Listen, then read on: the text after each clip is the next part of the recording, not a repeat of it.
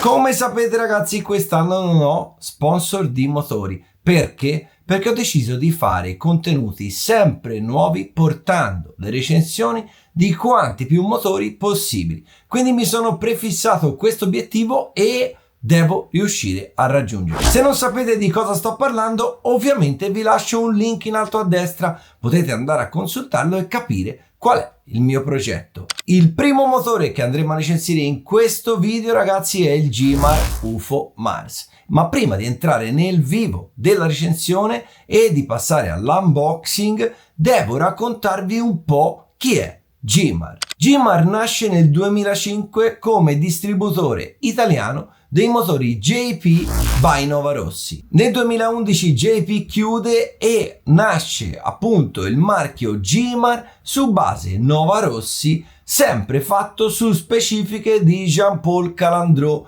che era appunto il titolare proprietario del marchio JP. La collaborazione con Calandrot continua fino al 2016-2017 e per raggiunti i limiti di età Jean-Paul decide di ritirarsi ed andare in pensione. In pochi anni Gimar si afferma per risultati nella categoria 1.8 e 1.10 on-road e anche in seguito nell'off-road. L'azienda continua a crescere e a svilupparsi fin quando Novarossi, un po' per vicissitudini aziendali, un po' per colpa del Covid, decide di chiudere. Questo obbliga Gimar a prendere l'unica decisione possibile per mantenere lo stesso standard qualitativo e prestazionale di Novarossi, rivolgendosi così alla casa nipponica OS Engine. Durante la collaborazione con OS, Giovanni Crea si reca ben 2 volte in Giappone per fornire specifiche tecniche con le quali vuole che i Gimar vengano realizzati. Le prime modifiche interessano motori 1.8 pista e 1.10 con alberi, cilindri e pistoni con specifiche tecniche dedicate e materiali scelti da Giovanni. Successivamente anche nel buggy sono state attuate alcune soluzioni tecniche che non vi dico in questo momento, ma che vedrete durante l'unboxing e lo smontaggio del motore. Quindi vedrete tutte le differenze tra il Gimar UFO Mars e un normale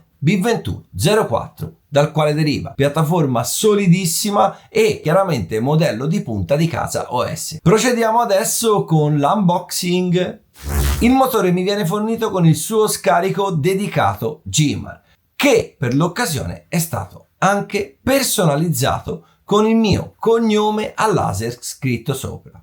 Il motore è contenuto in una coloratissima scatola di cartone con loghi Gimar in bella vista e con una grafica direi accattivante. All'interno troviamo soltanto un foglio d'adesivi e il motore dentro il classico sacchetto di nylon. Il carter è nero esattamente come quello del B2104, il carburatore è quello del B2104, mentre la testa ragazzi è imponente, quindi qua vediamo già la prima modifica. La testa è molto più grande rispetto a quella del B2104. Questa testa viene utilizzata anche per il GT e consente di tenere le temperature molto più basse. Dal mio punto di vista ragazzi vi consiglio di stare molto attenti perché chiaramente dovrete riparametrarvi e non potrete utilizzare i riferimenti di temperatura che usate solitamente con una testa più piccola. Quindi con questo motore dovrete andare sempre leggermente più freddi come temperatura. Adesso lo smontiamo e mentre lo smontiamo vi racconto quali sono le differenze con il B2104 standard. Come abbiamo detto, la testa è una prima grande differenza che permette di tenere le temperature d'esercizio più basse. Poi ragazzi abbiamo doppia virgola sull'albero, queste vengono realizzate personalmente da Giovanni Crea e attenzione, una differenza che non si vede è nel pistone. Infatti il pistone è costruito con un materiale più duro rispetto al B2104 standard ed ha misure diverse perché Giovanni lappa tutti i pistoni specificatamente su ogni camicia, esattamente come si usava fare in Novarossi. Parliamo adesso di come è stato rodato questo motore.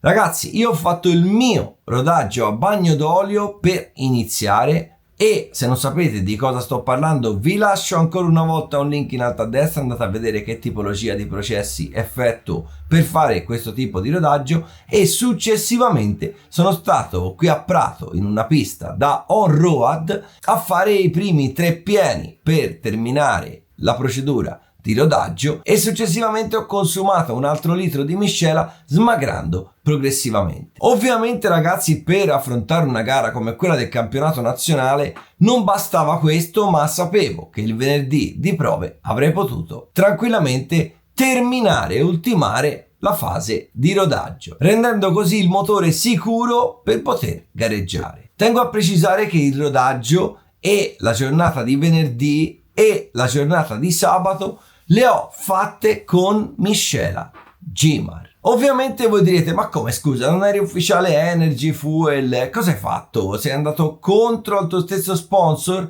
Non esattamente ragazzi, ho ottenuto una deroga per poter provare e testare questa miscela. Perché Pepe Group, che è il produttore dell'Energy Fuel e di tantissimi altri brand di miscele attualmente in commercio, è anche il produttore di questa miscela. E ragazzi, posso dirvi tranquillamente che il lavoro di Pepe Group si sente. Questa è una miscela che ha come pregio la facilità di carburazione e la regolarità. Credo che sia un rapporto qualità-prezzo veramente assurdo.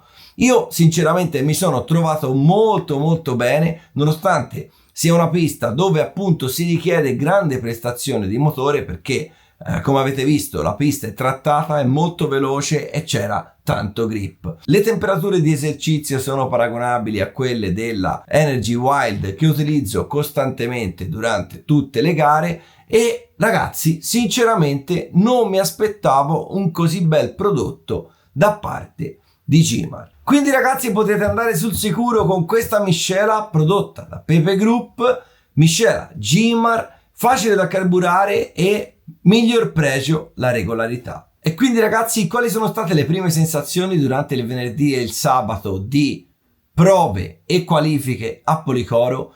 Il motore ragazzi mi ha colpito subito per la regolarità nel funzionamento. È un motore che ha una capacità incredibile di tenere il minimo e che riesce a calare di giri in una maniera perfetta dopo ogni accelerata anche profonda. Ovviamente ragazzi, io non ho potuto chiuderlo sopra per dare il 110%, perché fino al raggiungimento di 5-6 litri e non ci siamo ancora, non sono mai sicuro di andare con il motore chiuso proprio come un violino al 110%, però chiaramente l'ho usato in modo ultra competitivo in una delle competizioni più di alto livello che abbiamo in Italia, come appunto il campionato nazionale. Quindi, altra caratteristica fondamentale che mi sono accorto subito è l'esplosività ai bassi regimi. Io avevo la frizione a 3 ceppi, ma con le molle più morbide possibili, quindi con 3 molle da 0,9. Ho usato frizione HB Racing, quella di serie su D819 RS.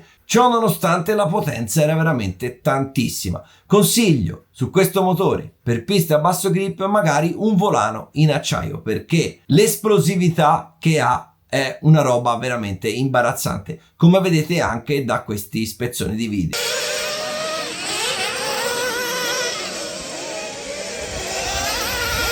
Parte come una saetta e nei primi metri sprigiona un'energia incredibile. Il motore non ha mai dato problemi durante il venerdì, durante il sabato e neanche durante la domenica di gare. Mi ha consentito di chiudere addirittura una manche al 4º posto assoluto e le qualifiche in 10ª posizione assoluta, quindi anche col regolamento lo scorso anno sarei stato in finale A. E ragazzi, il sabato sera l'ho smontato dalla macchina per controllare appunto come si stava comportando. Ecco qua ragazzi il nostro Gimar.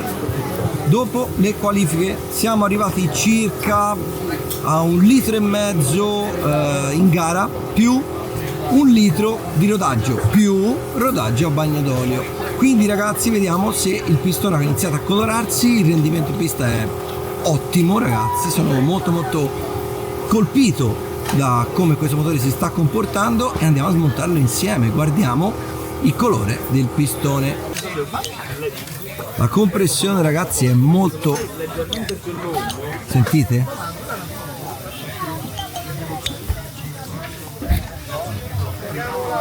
e il pistone, come vedete, sta iniziando adesso a colorarsi. Guardate, è dorato,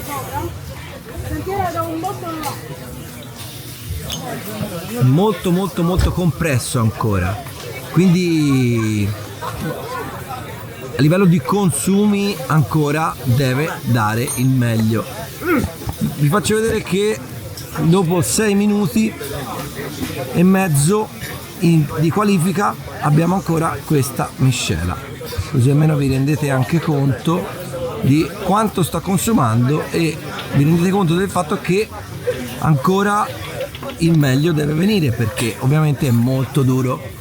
Avete visto ragazzi quanta miscela avanzava dopo una qualifica? Quindi volete sapere quant'era la nostra autonomia a Policoro prima della semifinale? 9,20. Ragazzi, in una pista dove anche in finale alcuni hanno rifornito a 6,5, noi riuscivamo a fare 9,20. Ovviamente la nostra strategia è stata a 7,5, perché per fare 9 eravamo troppo corti, con solo 20 secondi di margine. In più, con un pieno molto tirato, con la macchina più pompa verso fine finale, si rischiava veramente troppo. Abbiamo fatto comodamente 7,5. Come vedrete prossima settimana nel report della gara, io ero quello che rientrava più tardi di tutti, quindi un giro dopo quelli che lo facevano a 7,5. E perché questo? Per trovare la pit lane libera, quindi grande Sara, grande strategia, e ho chiuso la mia gara al 7° posto. Perché ragazzi vi dico questo? Perché questo tipo di gare, se non hai tutto il pacchetto al 110%, tu non riesci a fare questo tipo di risultato. Quindi il fatto che io abbia fatto il miglior risultato da quando corro con HB Racing ad una gara di campionato nazionale implica il fatto che io mi sia trovato veramente bene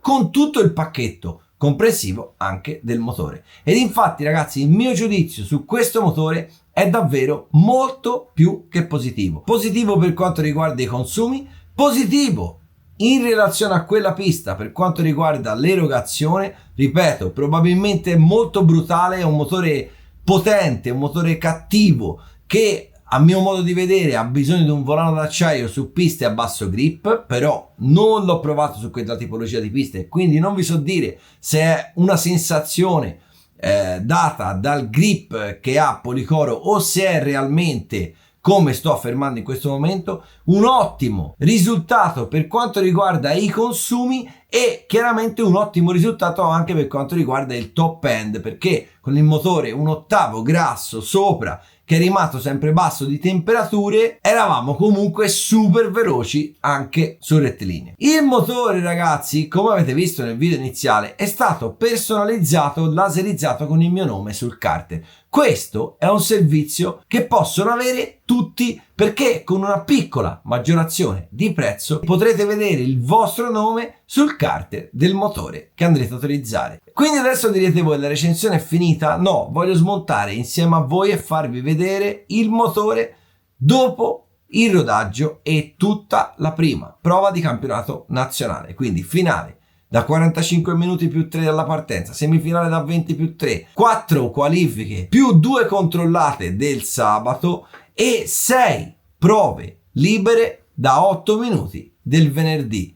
Quindi un totale di circa 3 litri e mezzo, 4 litri, e vi faccio vedere come si presenta all'interno il motore. Ecco qua ragazzi il motore dopo la gara e attenzione, mi sono accorto di un difetto e quindi, essendo questa una recensione trasparente, quindi non è un mio sponsor Gimar, io ve lo comunico. Guardate ragazzi, qua l'anodizzazione della testa è andata via e attenzione, i più maligni potrebbero pensare che è andata via a causa di cappottamenti, ma come vedete la testa non ha neanche un graffio. Problema grave? Non penso, però io mi sono sentito comunque vada in dovere di segnalarvelo. Guardate, è come se fosse sfogliata agli estremi, guardate. Adesso comunque lo smontiamo e guardiamo come si è comportato. Colorazione perfetta, ragazzi, guardate il sottotesta, colore perfetto, e anche il cielo del pistone sembra veramente bello. Vediamo tutto. Buona quantità di olio, guardate, quindi perfetto. E a questo chiaramente la compressione, come vi ho fatto sentire, è ancora alta, ve la farò di nuovo sentire quando lo rimonterò.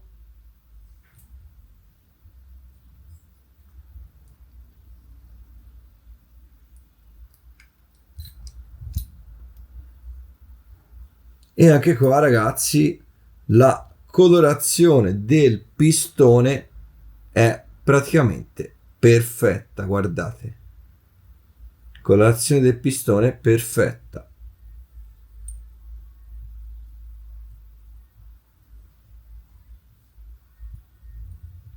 Fantastico, si è comportato divinamente, il motore è molto bello, rodaggio più che terminato, quindi tutto perfetto. Ragazzi, niente da dire, sono veramente molto contento di questo prodotto. Bene ragazzi, spero che questo video vi sia piaciuto. Era la prima recensione del primo motore che utilizzerò nel 2024. Ovviamente bombardatelo di like, ovviamente condividetelo con chiunque su tutte le piattaforme social, e noi ci vediamo il prossimo mercoledì con un nuovo video. Ciao! E ovviamente ragazzi, scrivetemi nei commenti che cosa pensate, scrivetemi se avete domande, scrivetemi per qualunque ragione della terra. Ciao ciao ciao ciao!